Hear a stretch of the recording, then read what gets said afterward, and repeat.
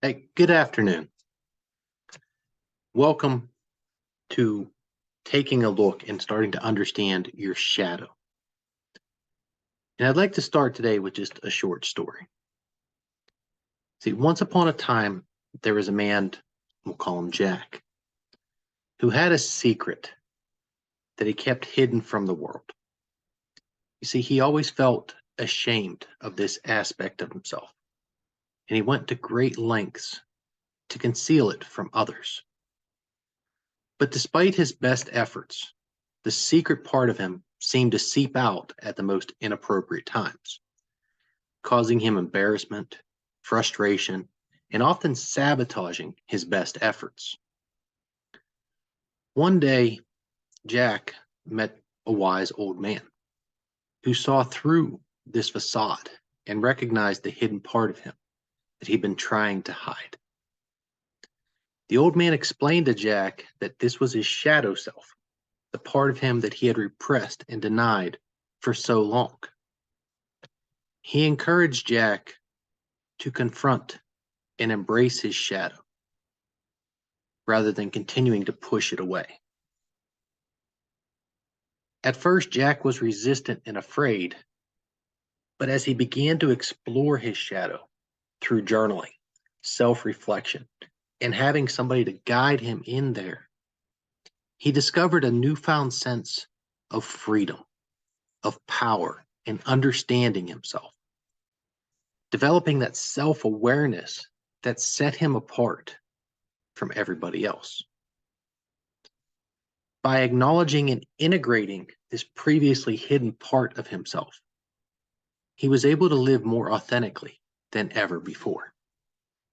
And that started to change Jack's life. It gave him a lot more power and focus in his life. He was no longer building things just to turn around and tear it back down because that repressed side of himself came through and did that damage. That's what your shadow is really like. And this shadow concept was developed by Carl Jung back in the early 1900s. As Carl was stepping out of Sigmund Freud's shadow and really looking into what made him do the things that he did, he really started to recognize this shadow side of himself, that part that he didn't like, that society said was unacceptable. The thoughts, feelings, kind of the crazy, if you will, that we all talk to ourselves with, he shoved down and shoved it aside, just like we all do. And that led him to really start exploring this through a period of time. And he journaled all of this in what's now become his famous Red Book.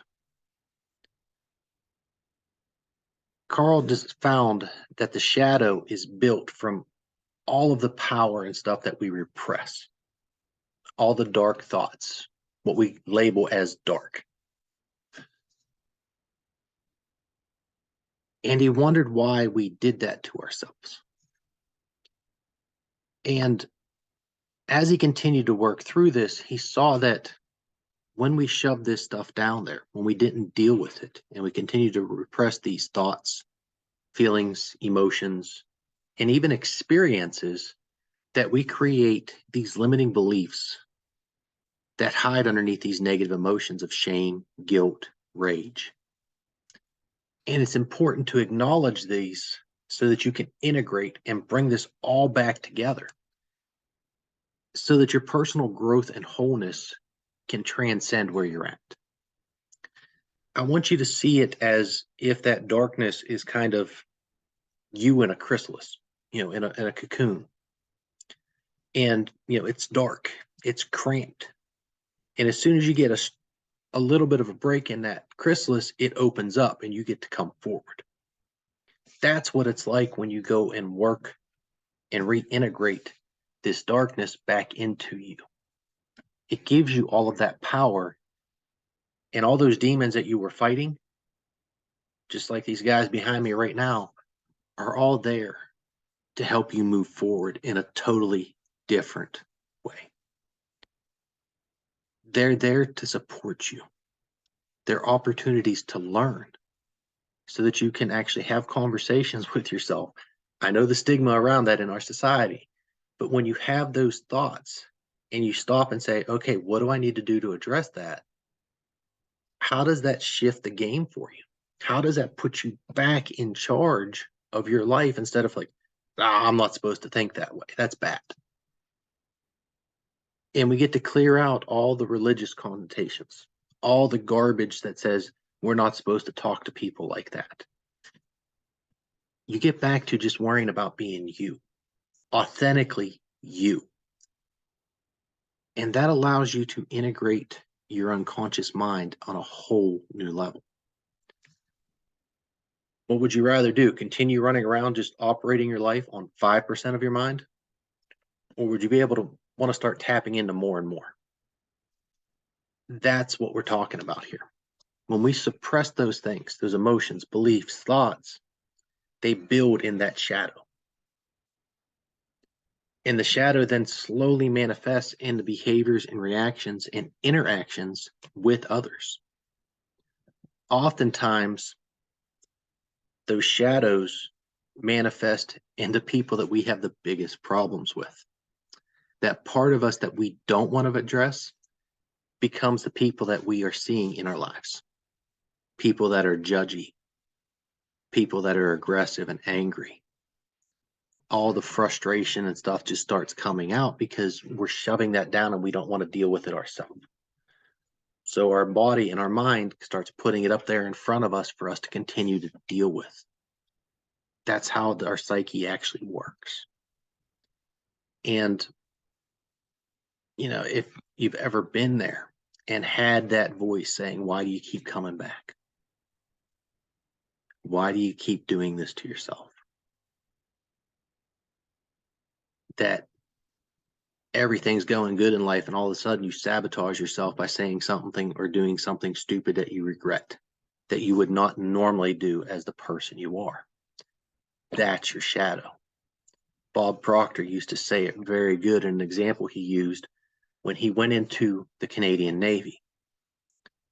And he'd be going along doing something and they'd screw something up just totally and had no idea why.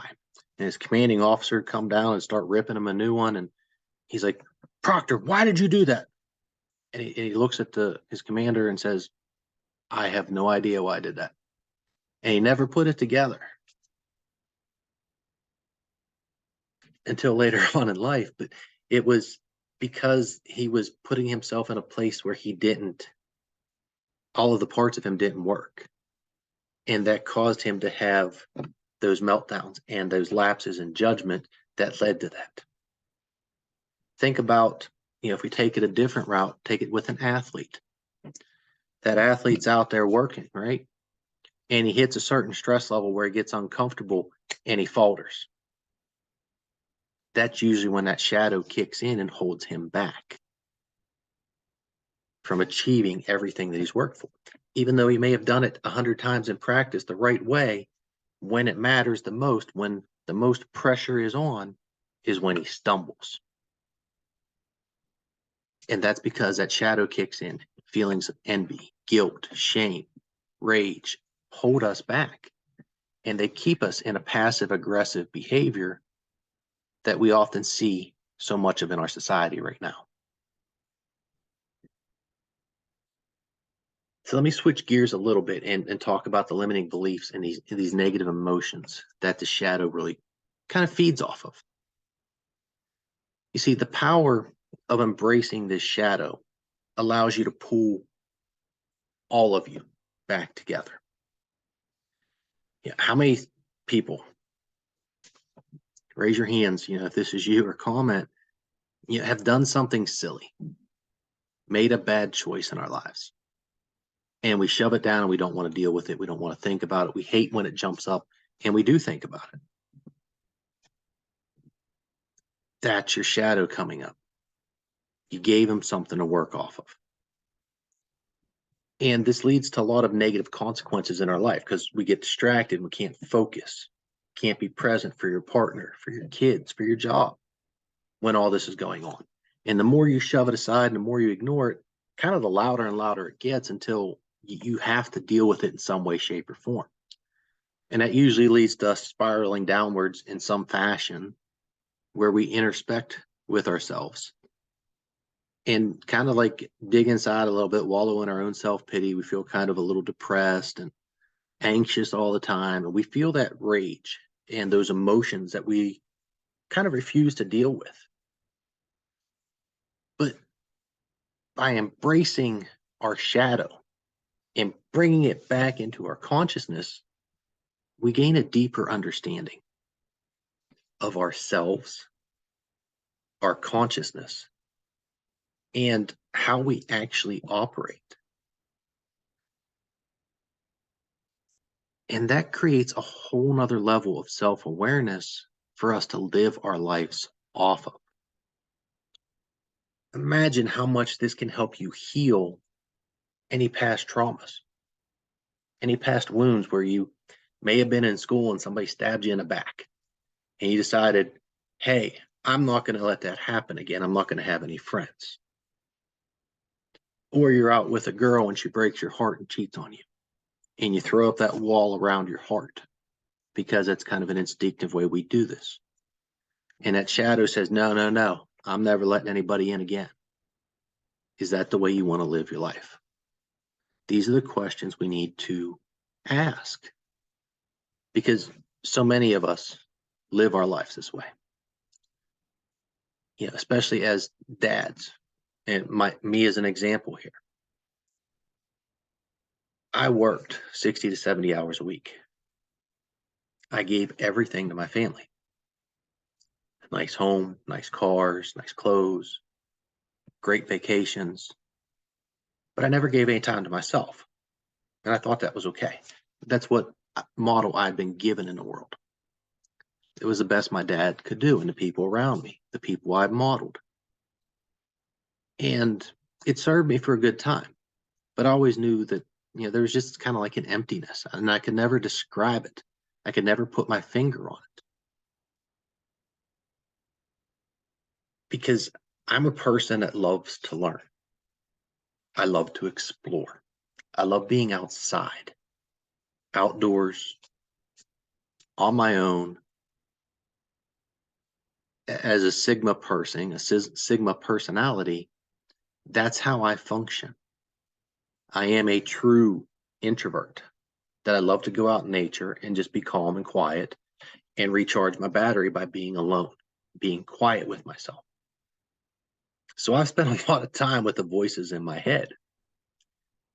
And it took a while to like really dig through everything because there was so much shame and guilt that I had had in my life that I had refused to deal with. And this really kept me from letting my wife in to see all of me. I still don't believe she's seen all of me, nor do I think I am ready to let her see it all. That requires a whole lot of vulnerability. It's a process I'm working through, and it's something that's needed so I can get to another level with my family. But see, I started this process by sitting here with the thoughts in my head because I always spent so much time alone. So I unconsciously did this and put myself in these positions.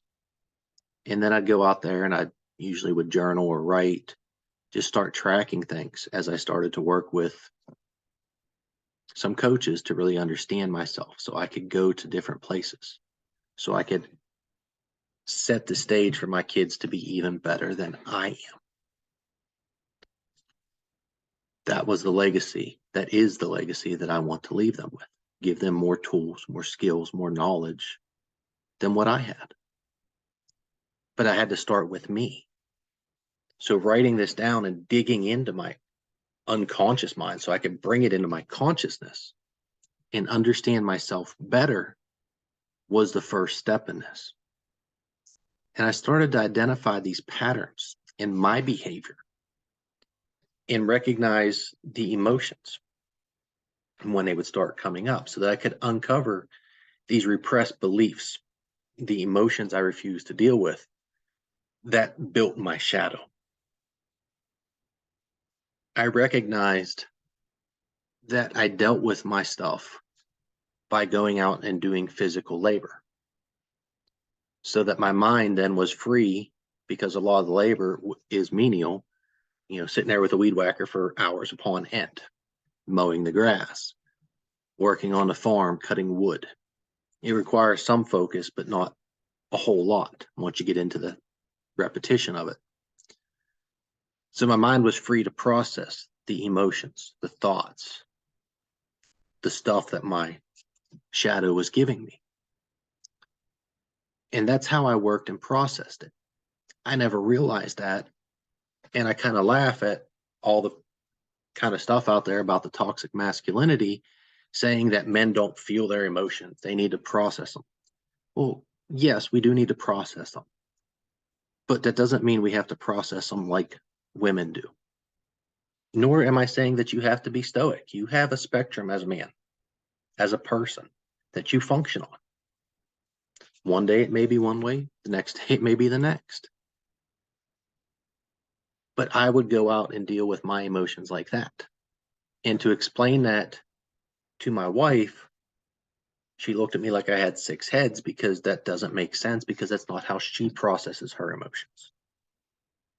But that allowed me to work through them. See, our emotions are energy for us to go get in motion and do something with, not to sit there and stew in it and feel in it and badmouth people over and make everybody else seem to be the problem for our own stuff. Our body has mechanisms that fire when we get triggered, and that causes the emotional pathway to run. And once you understand that and you can recognize the trigger, then you can move through it faster. And that's what I did, but I never realized it consciously. Now, my rage and stuff, I never processed it all the time. You can't deal with it every time that you feel it. If you're driving on the road, there's often times that you get mad. People cut you off, other people are inconsiderate. Everybody's in their own little world doing their own little thing, and they could care less about you. In reality, you could care less about a lot of them. So it's about even, but you still get triggered. The anger and the rage still pops up. And when you can't work through it, then it bottles up and it slides back down into your shadow. This is how this process cycles over and over. And as you reinforce that in the shadow, then you need to go do work with it. And you come back and you clear it out. And the cycle repeats itself. It's a constant wave. But in order for you to deal with your anger and stuff, all those kind of negative emotions, what we label as negative, by dealing with those, then you can experience the true heights of your happiness and joy. And this allows you access into a whole nother realm. When you can truly go down into the depths of your darkness and kind of unroot that shadow down there and bring it back into you. It's like building a new house on a clean foundation. And all of your pillars and cornerstones are set so much firmer on the ground because you have a deeper understanding of yourself. And instead of just building a ranch house, now all of a sudden you're able to build a 10-story skyscraper. Or go bigger if you want. It's your choice. But in order to go higher in life, you have to go deeper inside yourself. Just like building a skyscraper, the higher you want to go, the deeper that foundation has to go. And that's what we're talking about here. If you want more out of life, it doesn't come from outside you, regardless of all the crap you see on TV. Everybody telling you, go get this, more money, more money, more money. Well, how many people have gotten a raise and just been broke at a higher level? Because they get more money and they just spend more money. Money is not happiness. Yes, having money allows you to do a lot of things that make you happy. And I am all about having money. But you can have just as much happiness on a lower budget if you want it that way. Live your life on your terms. This is what this is about. Instead of having guilt or shame over making money and spending it all, now you can actually enjoy making that money, which is a big difference. Probably didn't see it that way, but that's what drives a lot of those behaviors that we end up doing. And kind of a great way to really start embracing your shadow is to go and just sit with yourself at the end of the day for 5 minutes, 10 minutes with a journal. Mine's right here. Keep it right here at the end of the day. Keep track of what I did, what I didn't do, where I got triggered, and how I got triggered, so that I can learn what's driving me. And that's, I mean, just 5 minutes. Hey, here, I got mad at my son today. Well, he came in and he didn't clean his dishes and put them in a dishwasher. He left them in the sink again. Regardless of how many times I've told him, he's done this over and over and over. And that irritates the hell out of me. But then I have to sit there and look at, why does that irritate me? And it irritates me because it's a boundary that I want him to respect of, he's 18 and needs to take care of himself. He's not a little kid where we do stuff for him anymore. It's time to kind of step up and start doing some things that contribute to the family. And that's the part that aggravates me. He takes that all for granted, and that's not how I want my son to be raised. I don't want him to see that it's free handouts. I don't want him to see that it's acceptable just to pass the buck. That's my boundary, and that's why I get triggered by it. But by journaling like that, you'll start to see and identify the patterns in your behavior and in your emotions, which then you can uncover. And when you sit with a coach or somebody to start looking at this shadow, you see that it's part of you. And all of a sudden, it's not good or bad, regardless of what we label it and what society says we're supposed to label it. It just is. And we can then stay neutral with it. Say, hey, I told you, unemotionally, take care of your dishes. If you don't take care of it the next time, here's the consequence. And you can see the difference in my voice because now I'm unemotional about it. Yes, it still aggravates me. And yet I can stay unemotional about it, which means we're going to get further because I'm unemotional. That's what working with your shadow lets you do. It gives you that kind of power. And that's a great way to start. So as your introduction to this work, because it is work, and that's why so many people aren't doing this. It's work. It's down. It's grimy. It's dirty. It's ugly. Because most of us have repressed it for so long that son of a gun's loud. He's mean. He's nasty. There's probably multiple of them there. That's why the great visual behind me.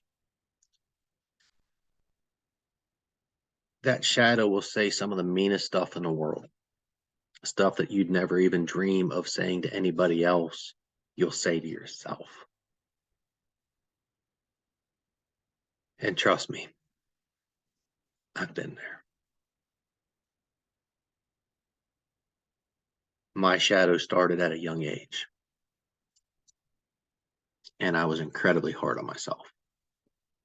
Still am. It's a never-ending process.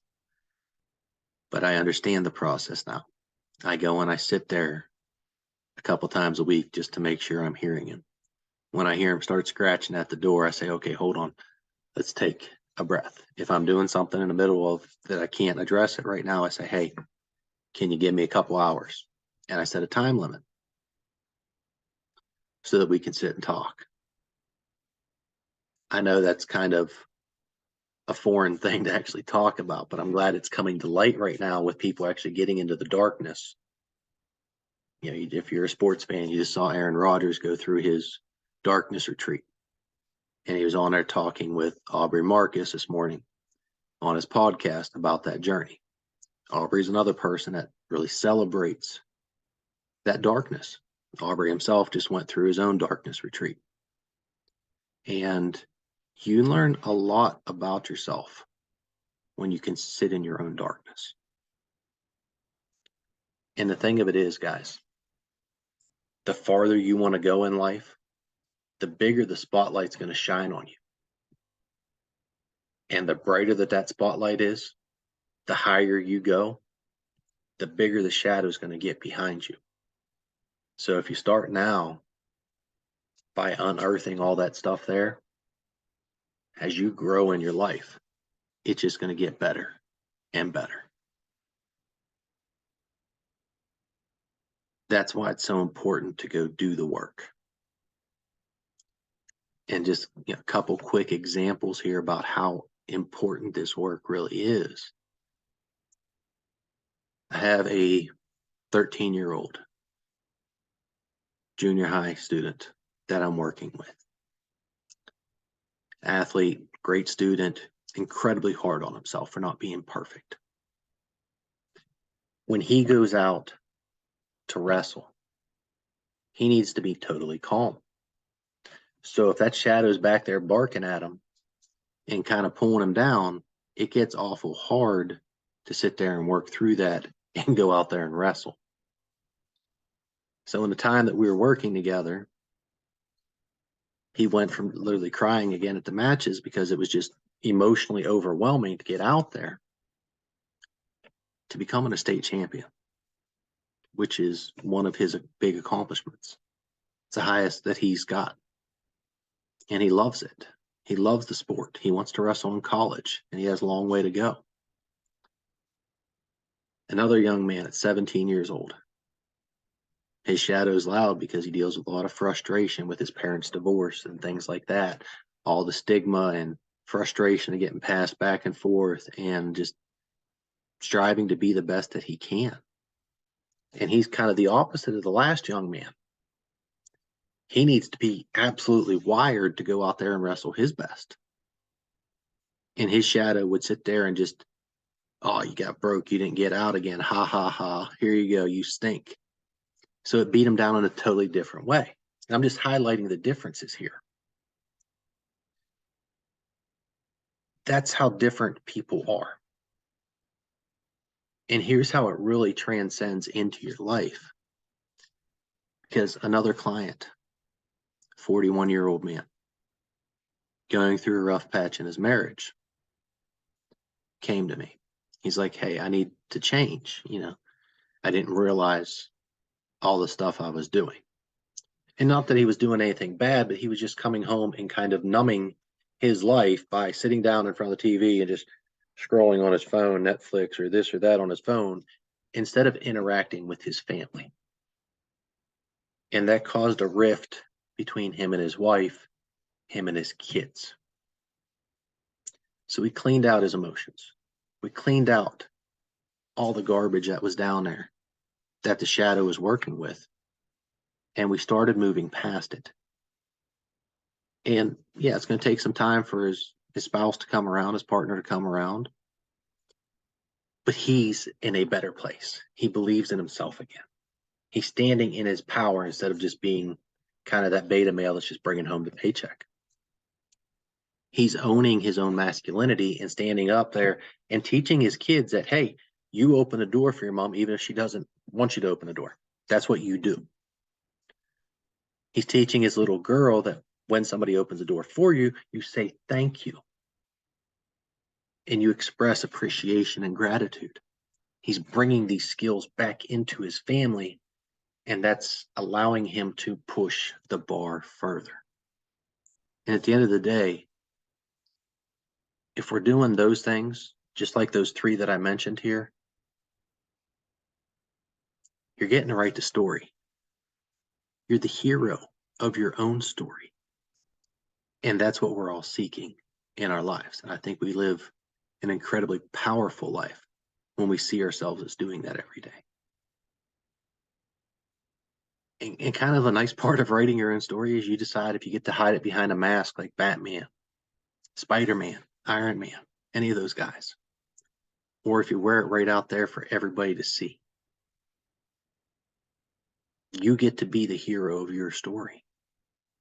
Wouldn't it be nice to live a life that left that type of a legacy? That's what's on the line here, guys. So what I'd like you to do now is I want to take you on a short journey. And I want you to just see that being in a space with your shadow is not a bad thing. And I'm going to guide you here, and just notice that take this journey on your own as you will. I prefer that you do it with somebody that can guide you there. But I'm not here to hold your hand and say, hey, this is what you have to do. The choice is yours. You can do the work. You can choose to step in, or you can choose to stand on the sidelines. It's your choice. But for those that are brave enough, just go ahead, close your eyes and take a deep breath. And as you exhale, just let out all the tension. Feel it sliding off of your shoulders, letting your body relax. Taking another deep breath in through your nose and exhaling through your mouth. Feeling the relaxation spread through your body. And continue breathing. Just focus on breathing in through your nose and out through your mouth. And any thoughts that come in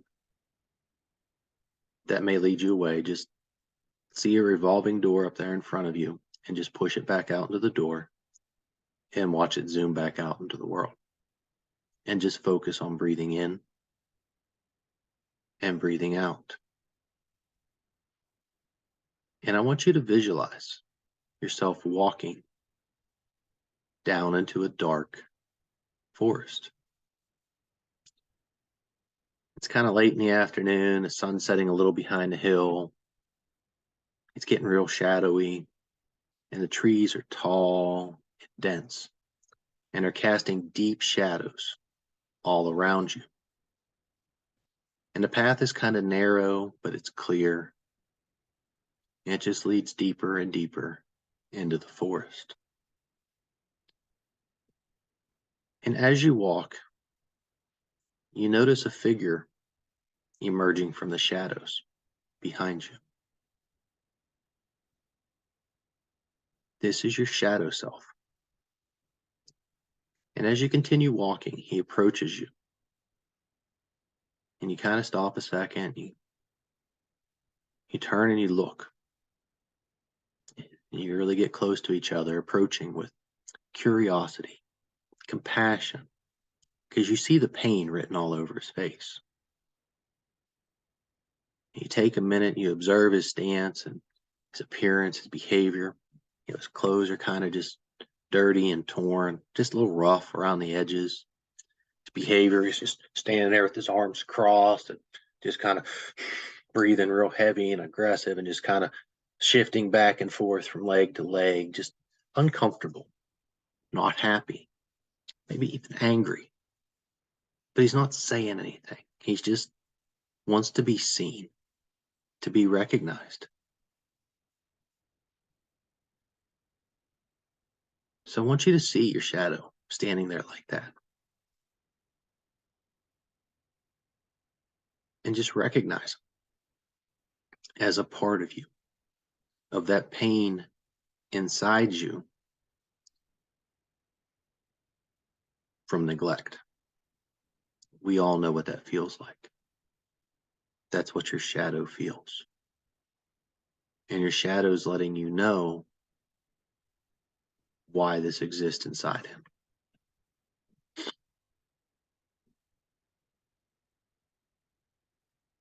And what I want you to take away is that your shadow is not something that needs to scare you. It's a part of you that's going to be with you no matter what. and your interaction with your shadow, seeing him on his terms, will allow you to get comfortable coming here and journaling. So I want you to thank your shadow for sharing this view of himself, and promise to continue to come back and work here, working with him, through him, understanding him. You guys start walking together, just kind of side by side or one in front of the other, just being in the presence of each other as you continue through the forest. And you notice that the trail kind of loops, a slight turn to it as you keep walking. And then all of a sudden you're starting to come back out into the light, and your shadow slowly fades.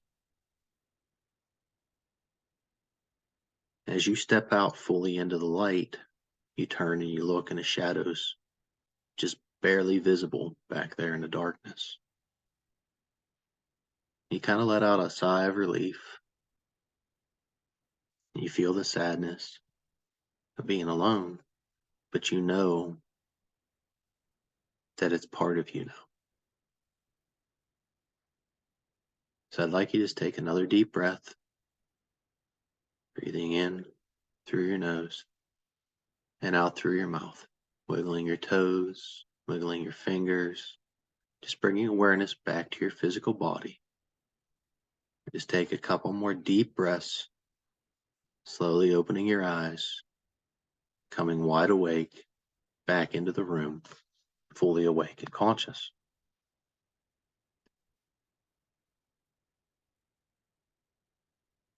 So that's just a brief introduction, just so you could see your shadow. Again, I would caution you, if you're going to go in for a deep exploration with your shadow, have somebody come there with you. Because sometimes the dogs might start barking a little too loudly, and it might be a little hard to find your way back out. And that's when a coach that's been there can really take you to the edge, to the depths of your shadow to uproot it all. So I'd like to thank you all for coming and joining, taking the time to sit here while we talked about what the shadow was, about how it's that repressed emotions, images, thoughts, feelings, memories that we don't want to deal with. But they're all parts of us. And I'd like to encourage you to continue exploring your shadow self by either reading or personal reflection, or both.